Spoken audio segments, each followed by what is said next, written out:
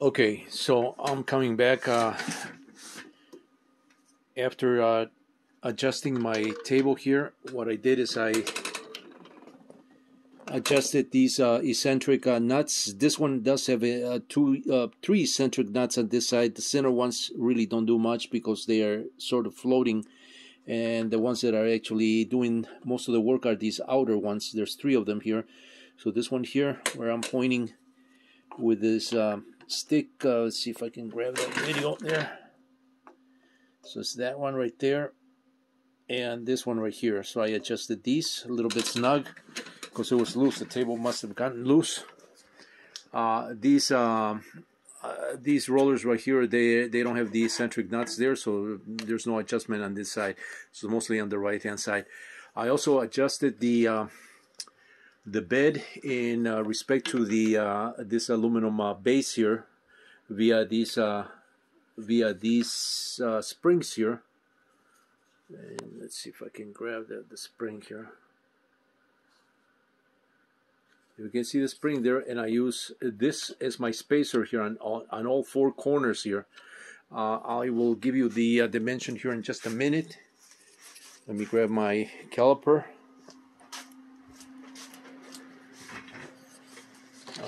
Let's see. So that dimension is this looks like 7/16 square tube here. It's just a plastic tube. I was actually looking for a whole piece that I can put across, you know, the length of the length and width of the bed, but I only found this little piece. I must have run out of this material here. It's just a plastic sleeve, ABS sleeve that I used to use for reinforcing these square wooden sticks. But it is 7/16. Let me just double check on that.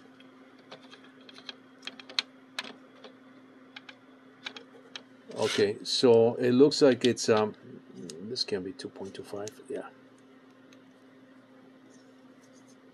Okay. So my wooden stick is actually 3.318, and this one right here is 0.45. 0.45. You could use a half-inch, I guess, half-inch square block or something that's that height to adjust all four corners.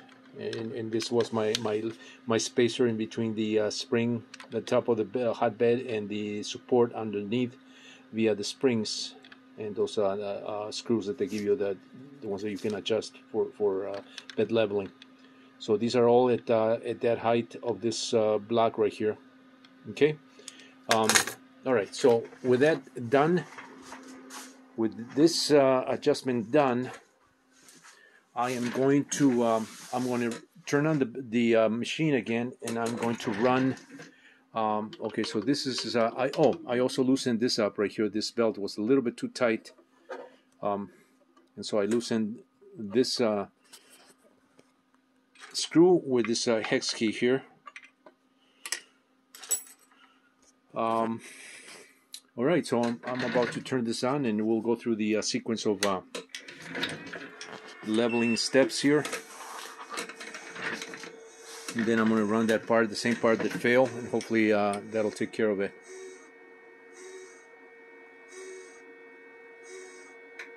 Another thing that can affect the print quality is also these spools right here. They tend to, if this is not wound properly, and if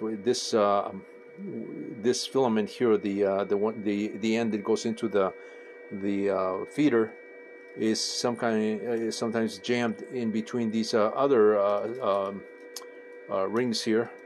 You know, that tends to jam the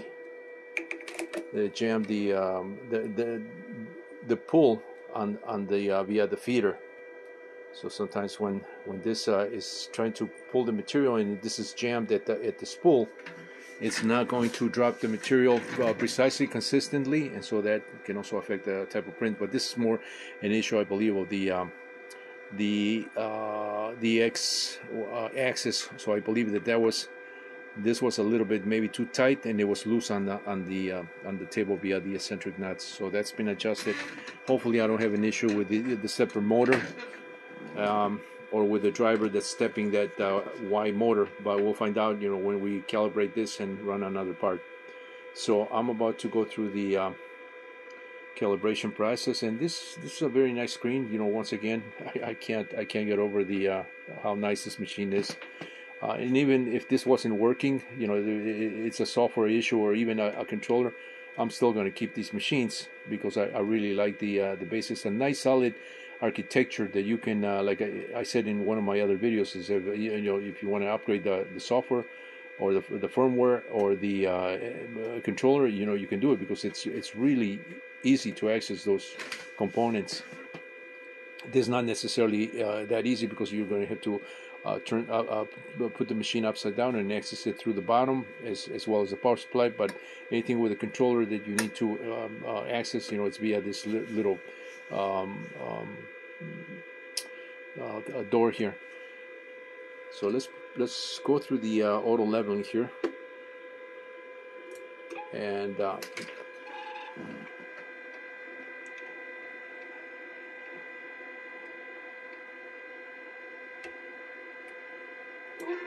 I can tell that this is having a little bit of a hard time here moving. So let me cancel this again.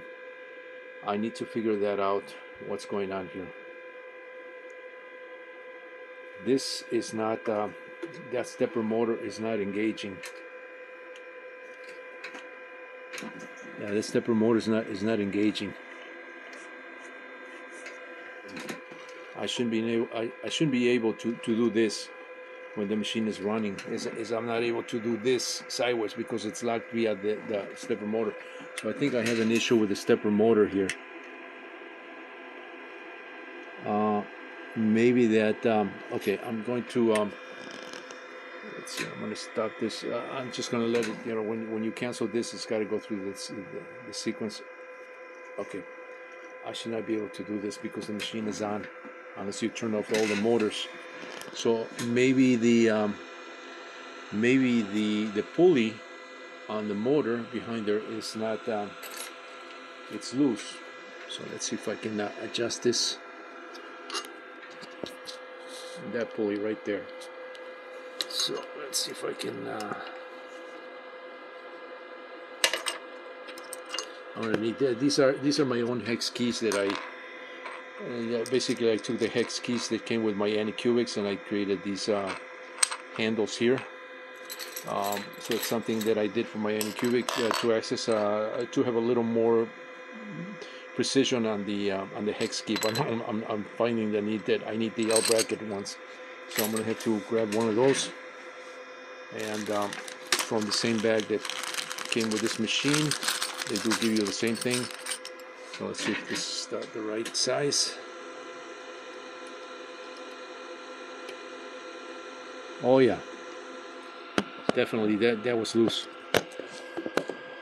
So now that's the problem. That's the problem I had with my axis. Okay, so now that explains. So the first thing that you need to do, or that as we as users of these machines need to do, if you're not just buying a machine that's plug and play, is make sure that all these things are checked. Make sure that all these nuts are nice and secure. This was loose, so that we don't have any issues with that, with the with it loosening it up when it's under load or printing.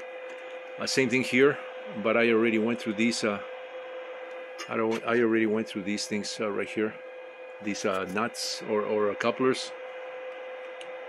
But I am going to check this again. For that, I need my other.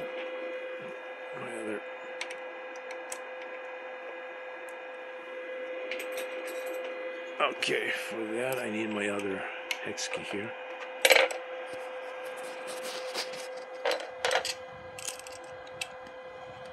Yeah, I made sure that these were tight. Yeah, so this should not be an issue. It's not a Z height issue. It's a Y issue. Okay, that one's all right. This is I just tightened that.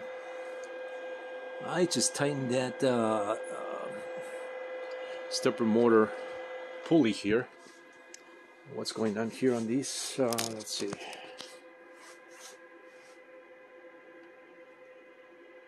And these also have two hex nuts or hex. These have two hex screws. They're also called rod screws. And those are tight. And these guys are tight. Okay, that one's good. Make sure that this one's also good.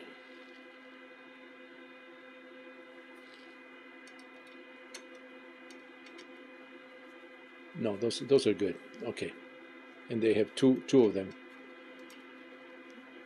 So, yeah, those are good. And this one probably has another grub screw or set screw.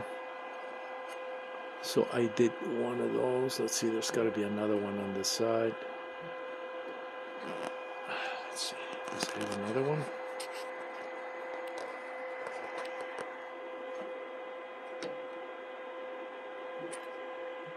Yeah, I only see, oh, there's the other one. Okay. So I may as well check both of these, make sure they're nice and tight.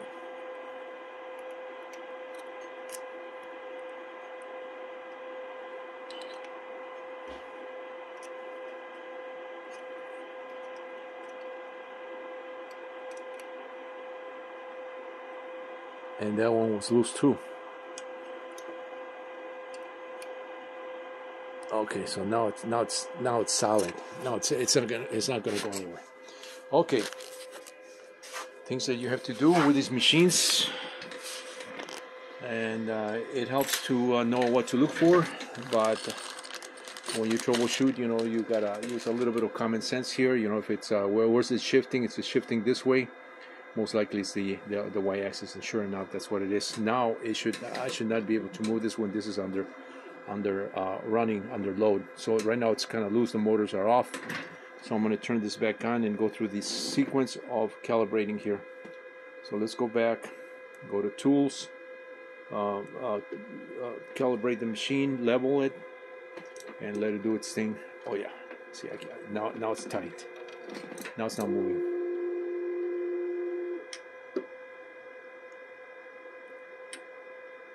Okay, so the bed is level with that plate underneath, but how level that plate is with the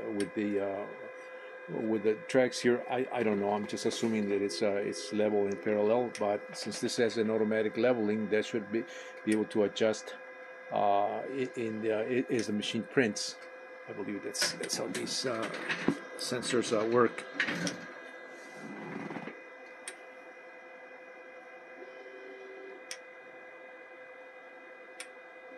So this, according to the, I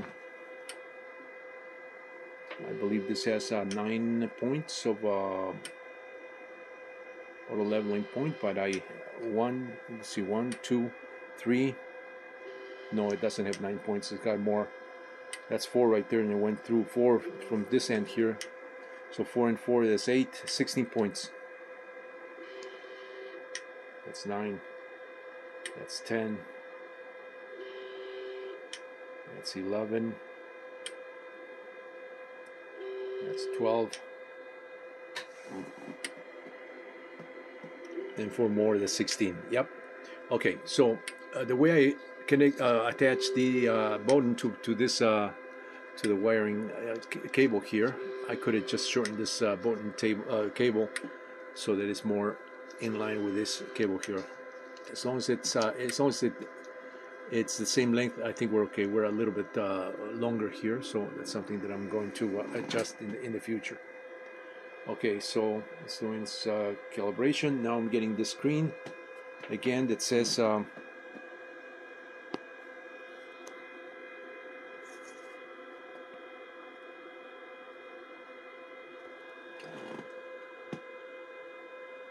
There's no Z offset here, so I'm going to use my paper that I was using before.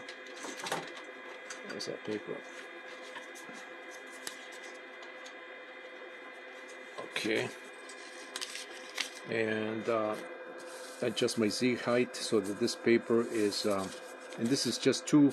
I'm using the same checklist that they sent. This paper just folded in half, and I'm just inserting that underneath. They tell you to use four sheets of A4 paper. I'm not sure what thickness the A4 paper is. So that looks to be pretty right there. You know, with the adjustment that I did, the mechanical adjustment right here. I mean, I don't see any binding there. So I'm gonna leave it at zero. At zero, and it's at zero, which is even better. Make sure that this is not binding here, because on my first try I accidentally scratched the machine. It came down a little too hard here, so I have a line there. It's kind of ugly now, but what can I do? Okay, so I'm going to say just finish because everything seems to be okay. And this should be calibrated. Now I'm going to set my temperature. I think this may speed up the process of the heating of the nozzle and also of the bed when you do this. But eventually, when you load the file, the machine should be able to load all those parameters from the file. But I'm just going to set this just to make it quicker. Through here at 210, which is the 210 for the extruder or the extrusion, or the yeah, that's the extruder. And I'm going to set the bed temperature to 60, and I'm going to say what does it say, back? Okay. And now I'm going to go back and start my print. Select it from a file here. Let's see, I want to print that, let's see, that was on a folder. And what's nice about this layout, this display, is that it allows you to open up folders on my little monoprise, not my Anycubics, well, as well as my Anycubics. They only work via files, they don't work via folders. You can't load a folder and open it up. But on this one you can open up folders, so I'm going to go to this folder here and load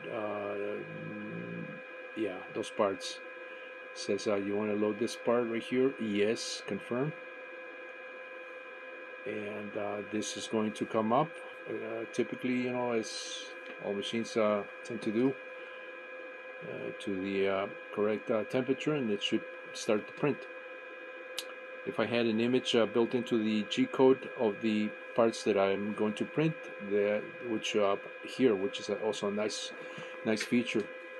I'm glad this machine has that capability, and it's something that I'm going to have to look into. It's not a necessity right now, but it would be nice to have an image of the file. So I'm going to have to find out how to do that. It's something new to me, but it is something that when I got my first Anycubic i3 Megas and I saw the display, I know, why didn't they just put have provisions on the display, make it a little bit wider, and put an image file. I mean, I mentioned that in a few of the a few places. I think it was part of the Anycubic users group via Facebook. I did that on some videos, and so maybe I'm not the only one that wanted, you know, the image. I mean, just common sense. If you have the files, you know, it would be nice to have an image. With all this technology we have, you know, with cell phones being so high tech, and you know, there's no reason why you couldn't do that in a screen like this. And now they have it.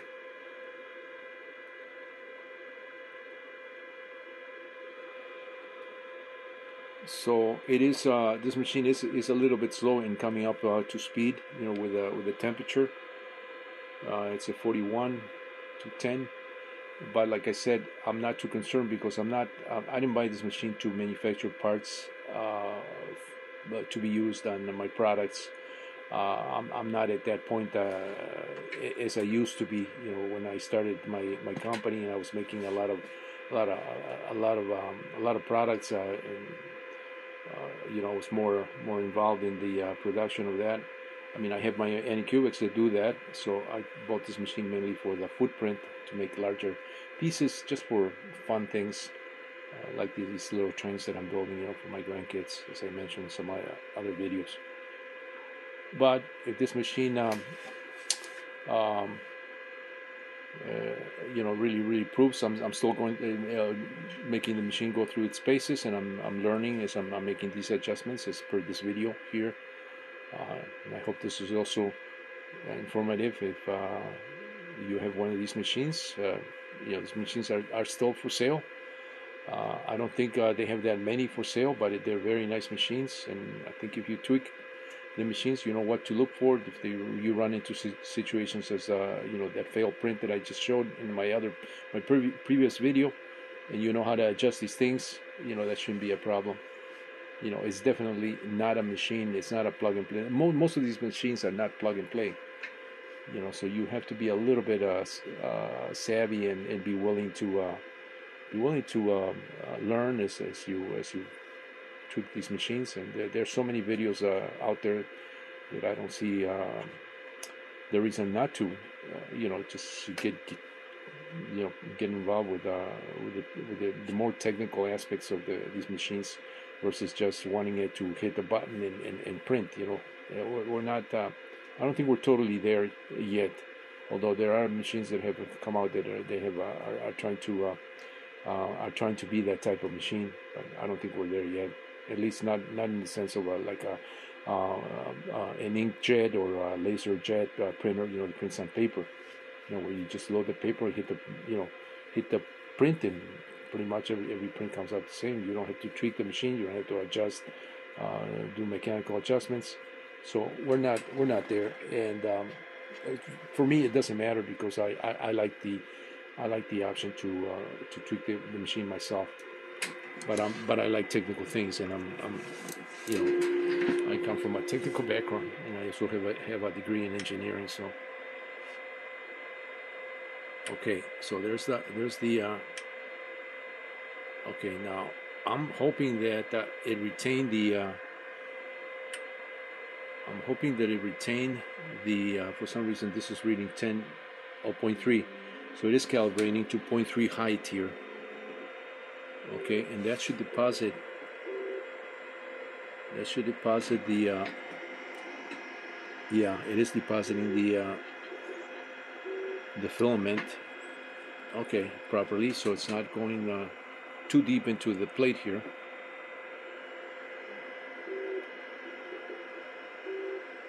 Yeah, I have no doubt that this time it's going to print with no issues on the part, because obviously, you know, the y-axis was loose. I should have checked that before I ran this machine. So that's one of the things to check. You know, you don't want to have any issues. Make sure everything is set properly. I did check, you know, per the manual instructions. I did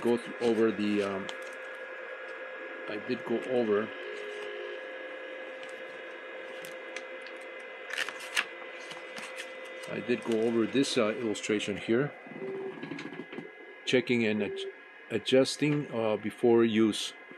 What they should also have is another sheet here that says, you know, also make sure that you double check, make sure that the belt it has the proper tension. Make sure that those eccentric nuts on these three pulleys that are underneath the table here are also, make sure that has no play, and make sure that the pulley that's attached to the Y motor is also nice and tight, as are the couplers and the other pulleys that are on top of this belt on top of the two vertical lead screws,